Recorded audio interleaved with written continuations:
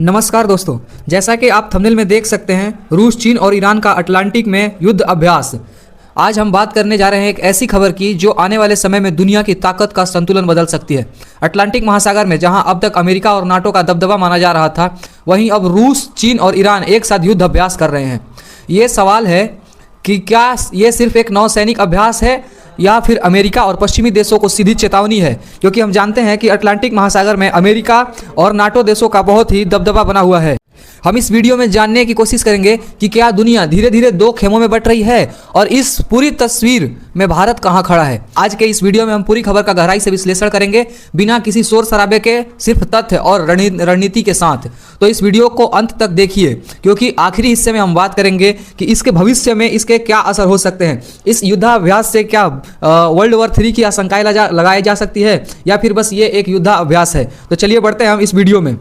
तो जैसा कि आप देख ही सकते हैं कि बहुत सारे मीडिया कटआउट और बहुत सारे मीडिया हैंडल के द्वारा इस खबर को कवर किया गया है। और अमेरिकी और रूसी और ईरानियन और चीनी युद्धपोत कैपटाउन पहुंच चुके हैं। जैसा कि आप देख सकते हैं कि रूस, ईरान और चीन के युद्धपोत कैपटाउन पहुंच चुके हैं। रूस, चीन और ईरान के युद्धपोत दक्षिण अफ्रीका के कैपटाउन तट पर नौसैनिक अभ्यास के लिए पहुंचे हैं। यह अभ्यास उस समय में हो रहा है जब भू राजनीतिक तनाव बढ़ रहा है। ब्रिक्स समूह के तहत आयोजित ये अभ्यास समुद्री सुरक्षा और लूट रोधी अभियानों के सहयोग के बढ़ावा देने के लिए किया गया है। हाल ही में रूस, चीन और ईरान ने संयुक्त नौसैनिक युद्ध अभ्यास शुरू किया है। यह अभ्यास अटलांटिक महासागर से जुड़े समुद्री क्षेत्र में हो रहा है। यह अभ्यास ब्रिक्स प्लस देशों के सहयोग के दायरे में माना जा रहा है। इसकी मेजबानी एक ब्रिक्स कंट्री साउथ अफ्रीका कर रहा है। इस अभ्यास का नाम व्हील फॉर पीस या समान संयुक्त ड्रिल रखा गया है। इस अभ्यास में युद्धपोत, सप्लाई शिप, हेलीकॉप्टर ऑपरेशन, संयुक्त निगरानी और रक्षा रणनीति शामिल है। सरकारी अगर बयान का हम माने तो यह अभ्यास समुद्री सुरक्षा और सहयोग के लिए किया गया है, लेकिन अंतर्राष्ट्रीय विशेषज्ञ कह रहे हैं कि यह सिर्फ ट्रेनिंग नहीं बल्कि रणनीतिक संदेश माना जा रहा है। जैसा कि हम देख सकते हैं कि पिछले वर्ष साउथ अफ्रीका ने G20 समिट आयोजित किया था, जिसका अमेरिका ने पूरी तरह से बाइकआउट किया था। परंतु अमेरिका के बाइकआउट के बाद भी साउथ अफ्रीका ने G20 समिट को सफलतापूर्वक आयोजित किया था और दुनिया को बता दिया था कि अमेरिका के नहीं रहने के बाद भी कोई भी समिट सफलतापूर्वक आयोजित किया जा सकता है। और बहुत सारे मीडिया हैंडल ने यह भी लिखा था कि ट्रंप का कहना है कि यूएस आने वाले नेक्स्ट G20 समिट में साउथ अफ्रीका को इनवाइट नहीं करने वाला है। और जो G20 में मशाल पास की जाती है वो भी अमेरिका लेकर नहीं गया था, जिसकी वजह से दुनिया में बहुत सारे कयास लगाए जा रहे थे। और जैसा कि हम जानते भी हैं कि ब्रिक्स प्लस जो कंट्री है वो नाटो देशों के लिए एक चुनौती के रूप में देखा जा रहा है, जिसका मकसद है कि जो भी बाहरी देशों का और पश्चिमी देशों का साउथ एशियन कंट्री और अफ्रीकन कंट्री पर प्रेशर पड़ रहा है, उससे किस तरह से हैंडल किया जाए और आपस में सामंजस्य बैठाकर व्यापार को बढ़ोतरी किया जाए, जिससे डेवलपिंग कंट्री आने वाले समय में डेवलप कंट्री बन सके। चीन, रूस और ईरान के युद्धपोत शुक्रवार से शुरू होने वाले नौसैन्य अभ्यास के लिए दक्षिण अफ्रीका के कैपटाउन पर पहुंचे हैं।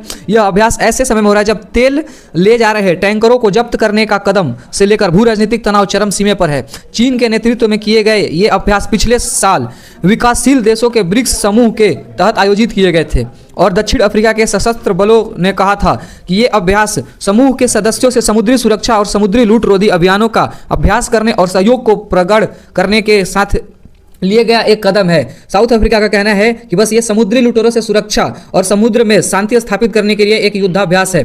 परंतु जैसा कि हम देख सकते हैं कि बहुत सारे विशेषज्ञों का मानना है कि यह बस एक शांति समझौता और समुद्री लुटेरों से रहने का अभियान नहीं, बल्कि एक आने वाले समय में बहुत ही खतरे की सूचना देता है।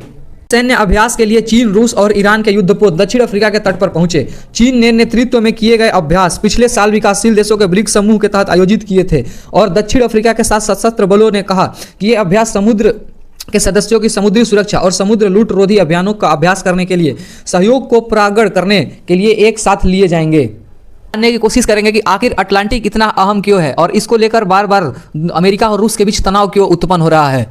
अटलांटिक महासागर, जैसा कि हम जानते हैं, अमेरिका और यूरोप को जोड़ता है। नाटो के लिए यह एक रीढ़ की हड्डी माना जाता है और वैश्विक व्यापार और तेल सप्लाई का यह एक बहुत बड़ा रास्ता है। अब तक अमेरिका, ब्रिटेन और फ्रांस जैसे पश्चिमी देशों की ताकत और यहाँ उनका दबदबा चलता रहा है, लेकिन जब रूस, चीन और ईरान एक साथ युद्धाभ्यास के लिए इस इलाके में एक साथ आते हैं तो यह साफ संकेत देता है कि अब समुद्र सिर्फ एक ताकत का नहीं रहेगा, बल्कि यह चीन, रूस और ईरान के लिए भी उतना ही महत्वपूर्ण बन जाएगा जितना कि ये पश्चिमी देश और नाटो के लिए है। यह जानने की कोशिश करेंगे कि तीनों देश रूस, चीन और ईरान का रणनीतिक इस महत्व क्या है। तो जैसा कि हम देख सकते हैं कि रूस युद्ध के बाद पश्चिमी देशों से टकराव करना चाहता है, अमेरिकी प्रतिबंधों का भी जवाब देना चाहता है। रूस यह दिखाना चाहता है कि रूस अकेला नहीं खड़ा है, जबकि उसके साथ चीन और ईरान जैसे देश खड़े हैं। रूस के लिए यह अभ्यास शक्ति प्रदर्शन और राजनीतिक संदेश भी है। अगर हम चीन की माने तो चीन अमेरिका से सीधा वैश्विक मुकाबला कर रहा है। अगर कोई देश अमेरिका को जीडीपी और पैसों के मुकाबले में अगर सीधा टक्कर देने वाला है तो वो है चीन। चीन समुद्री ताकत के रूप में उभर रहा है और साउथ चाइना सी के साथ अटलांटिक तक पहुंचने की भी कोशिश कर रहा है। चीन यह दिखाना चाहता है कि चीन सिर्फ एशियाई ताकत नहीं बल्कि एक वैश्विक ताकत है। और अगर हम ईरान के नजरिए से देखें तो ईरान अमेरिकी सेना से पुराना तनाव में भी रहा है। प्रतिबंधों के बावजूद सैन्य सहयोग अगर ईरान को मिल रहा है तो ईरान के लिए एक बहुत बड़ी बात है। और ईरान खुद को अलग थलग न दिखेगा, इसके वजह से वो प्रयास कर रहा है कि चीन और रूस के साथ युद्धाभ्यास किया जाए। ईरान के लिए यह अभ्यास सुरक्षा कवच जैसा भी है। ताकि हम जानते हैं कि ब्रिक्स कंट्री पहले 5 देशों का समूह हुआ करती थी, ब्राजील, रसिया, इंडिया, चाइना और साउथ अफ्रीका। परंतु ब्रिक्स को ब्रिक्स प्लस बना दिया गया है, जिसमें कि Saudi Arabia, Egypt, Ethiopia, Iran और यूएई भी शामिल हो चुके हैं। तो यह युद्धाभ्यास ब्रिक्स प्लस कंट्रियों के लिए नजरिए से भी महत्वपूर्ण हो जाता है। स्पुतनिक इंडिया ने लिखा, ये BRICS plus nation to hold first ever joint naval drill, परंतु अभी तक भारत की तरफ से इस पर कोई प्रतिक्रिया नहीं दी गई है। जैसा कि हम पहले भी जानते हैं कि यूएसए और रसिया एक दूसरे के आमने सामने बहुत पहले से आ रहे हैं। जैसा कि हम ये भी जानते हैं कि अमेरिका ने एक रूसी शिप को पकड़ लिया था जो कि तेल लेकर जा रहा था। दोनों महाशक्तियों के बीच इससे बहुत ही ज़्यादा तनाव बढ़ चुका था। वेनेजुएला में अमेरिकी सैन्य कार्रवाई से उपजा तनाव अभी शांत भी नहीं हुआ था कि अमेरिका ने बुधवार को उत्तरी अटलांटिक महासागर में रूसी झंडा लगे तेल टैंकर को जब्त कर लिया। इस टैंकर की सुरक्षा के लिए रूसी पनडुब्बी भी साथ चल रही थी। अमेरिका की इस कार्रवाई से दोनों महाशक्तियों के बीच तनाव बढ़ चुका है। परंतु और अमेरिका ने लोग नागरिकों को भी कैप्चर कर लिया है, जिसके साथ भारतीय 3 क्रू मेंबर भी अमेरिका की गिरफ्त में है। परंतु जैसा कि हम देख सकते हैं कि रूस के दबाव के वजह से और लगातार रूस अमेरिका पर दबाव बना रहा था, जिसके वजह से अमेरिका ने रूस के 2 नागरिक छोड़ दिए हैं। हालांकि चिंता की बात यह है कि अमेरिका ने हाल ही में 2 नागरिकों को छोड़ने के बाद भी भारतीय 3 क्रू मेंबर अब भी उसी की कैद में हैं। यह कदम अमेरिका द्वारा अपने नागरिकों को रिहा करने के लिए उठाया गया है, जबकि अन्य देशों के नागरिकों की स्थिति पर ध्यान नहीं दिया जा रहा है। इन नागरिकों के खिलाफ रूस द्वारा कई आरोप लगाए गए थे, जिसके बाद दोनों देशों के बीच कूटनीतिक दबाव बढ़ गया था। रूस और अमेरिका के बीच इस घटना से दोनों देशों के रिश्तों में और तनाव बढ़ने की संभावना भी देखी जा रही है। हालांकि सबसे महत्वपूर्ण देश भारत के लिए और सबसे चिंतित बात है कि भारत के 3 क्रू मेंबर अब भी अमेरिका के गिरफ्त में है। रूस और अमेरिका के बीच इस घटनाक्रम में दोनों देशों के बीच की स्थिति को और बढ़ा दिया है। भारतीय क्रू मेंबर की स्थिति अभी चिंता का विषय बनी हुई है और इस मामले में दोनों सरकारें हल करने का प्रयास कर रही है। भारत लगातार अमेरिका से बातचीत में लगा हुआ है और वो अपने 3 क्रू मेंबर को छुड़ाने की कोशिश कर रहा है। हम ये जानने की कोशिश करेंगे कि क्या यह पश्चिमी के देशों के खिलाफ एक मोर्चा है। तो अगर हम खुल के बात करें तो हाँ भी और नहीं भी, दोनों हो सकता है। आधिकारिक तौर पर इस घटनाक्रम को आक्रामक नहीं बताया जा रहा है, पीस एंड सिक्योरिटी ड्रिल कहा जा रहा है, लेकिन हकीकत यह है कि यह अभ्यास शांति संतुलन बदलने की संकेत भी है। अमेरिका को यह बताया जा रहा है कि अब फैसले अकेले नहीं होंगे, यानी यह युद्ध की घोषणा नहीं लेकिन रणनीतिक चेतावनी जरूर है। अब हम यह जानने की कोशिश करेंगे कि इसमें भारत आखिर कहां खड़ा है। बहुत अहम सवाल है क्योंकि भारत इस अभियान में शामिल नहीं हुआ है। भारत की नीति स्ट्रेटेजिक ऑटोनॉमी, किसी भी सैन्य गुट का हिस्सा न बनना, क्वाड भी, ब्रिक्स भी, लेकिन संतुलन के साथ चलना भारत की एक अहम भूमिका है। भारत चाहता है कि आर्थिक सहयोग बना रहे लेकिन सैन्य टकराव ना हो। अब मैं बताते चलूं कि ब्रिक्स प्लस कंट्री का यह एक सैन्य अभ्यास बताया जा रहा है, परंतु भारत, ब्राजील और यूएई की तरफ से इस पर कोई भी अभी तक प्रतिक्रिया नहीं दी गई है।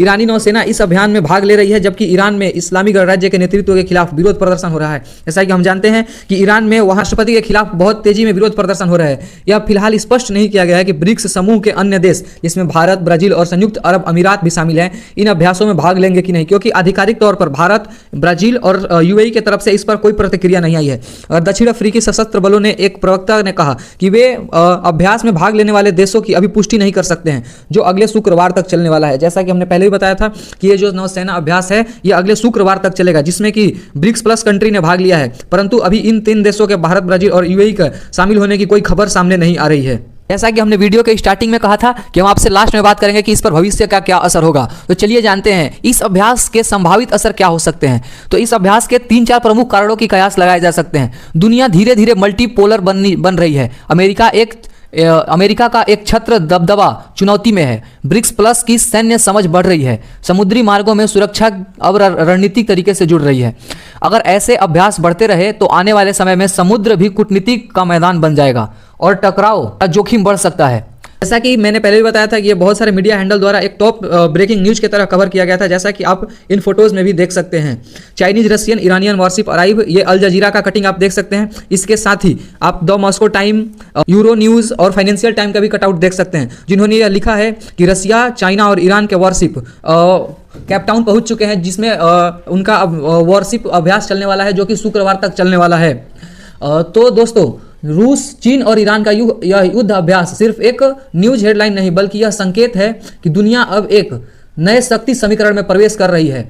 यह न तो तुरंत युद्ध है और न ही शांति की गारंटी, यह है एक नई वैश्विक रणनीति की शुरुआत। आपका क्या मानना है? क्या यह एक पश्चिमी देशों के लिए खतरा है या सिर्फ शांति संतुलन का खेल है? अब अपने राय हमें कमेंट बॉक्स में जरूर बताएं। अगर वीडियो पसंद आया हो तो लाइक, शेयर करें और ऐसे ही गहरे विश्लेषण के लिए चैनल को सब्सक्राइब करना ना भूलें। धन्यवाद।